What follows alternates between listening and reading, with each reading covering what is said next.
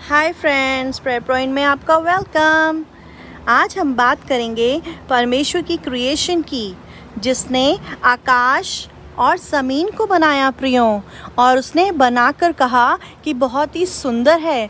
आपको मालूम है, ये स्वर्ग के परमेश्वर ने जब आकाश और पृथ्वी को बनाया तो अपने शब्द मात्र से बनाया, जहाँ पर परमेश्वर का वचन बताता है कि उसने आकाश मंडल को यहोवा के वचन से और उसके सारे गण उसके मुंह की श्वास से बने प्रियों। लेकिन परमेश्वर ने आकाश और पृथ्वी को बनाकर कहा सो अच्छा है। लेकिन आप जानना चाहते हैं सबसे खास बात क्या है?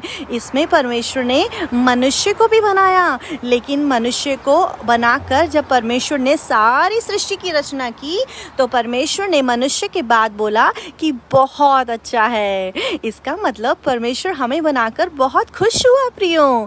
लेकिन परमेश्वर की डिज़ायर थी कि मैं और आप उसके बनाने का एक मकसद था प्रियों, आपको और मुझको। हम यूं ही नहीं बने प्रियों, हम परिश्रम करने, हम रोज काम करने, अपने दिन को सुबह से लेकर शाम तक काम में व्यतीत करने के लिए नहीं बने थे प्रियों। परमेश्वर चाहता था कि हमें, आकाश और पृथ्वी के परमेश्वर ने हमको और आपको उसकी महिमा के लिए बनाया था। इसीलिए परमेश्वर का वचन कहता है कि हे धर्मियों, यहोवा के कारण जय जयकार करो, क्योंकि धर्मी लोगों को स्तुति करना शोभा देता है। वीणा बजा बजा कर यहोवा का धन्यवाद करो। तो परमेश्वर चाहता था प्रियों कि हम उसका धन्यवाद करें, उसकी महिमा करें। और एक्चुअली में परमेश्वर ने आपको और मुझको परिश्रम करने के लिए नहीं बनाया, बल्कि परमेश्वर ने अपने राज्य की महिमा के लिए आपके और मुझको बनाया है, जिसका राज्य सच्चाई और न्याय के साथ स्वर्ग में स्थिर है प्रियों। लेकिन आप ये सोचते होंगे कभी कभी कि परमेश्वर तो हमारी तरफ देखता नहीं, क्योंकि हम तो बहुत परिश्रम करते हैं और शायद यही हमारा जीवन है कि हम इस दुनिया में काम करेंगे, परिश्रम करेंगे और सिर्फ समय के साथ हम इस दुनिया से चले जाएंगे। परंतु ऐसा नहीं है प्रियों। परमेश्वर आपकी ओर देखता है, उसे हम सबका ध्यान है, क्योंकि हम उसकी क्रिएशन हैं।